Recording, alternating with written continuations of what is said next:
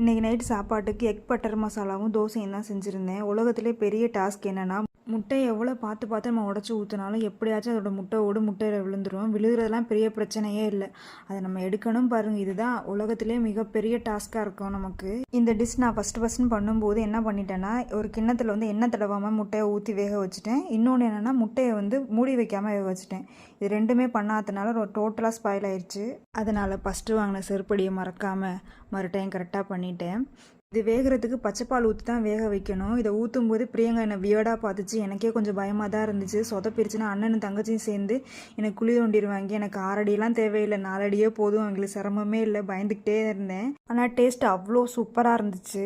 என் வீட்டுக்காரர் அக்மார்க் புருஷன் சொல்லிட்டு நிரூபிச்சிட்டாரு. 10 பொருள் சொன்னால் 2 பொருள் மறந்துடுவான்னு சொல்லிட்டு 2 பொருள் சொன்னேன். அப்படியும் ஒன்று மறந்துட்டாரு. அது என்னென்னா பட்டர் தான். இல்லை பட்டர் சேர்க்கலாம். அவ்வளோ க்ரீமியாக சூப்பராக இருந்துச்சு. பார்க்குறதுக்கு அப்படியே பன்னீர் மாதிரியே இருந்துச்சு.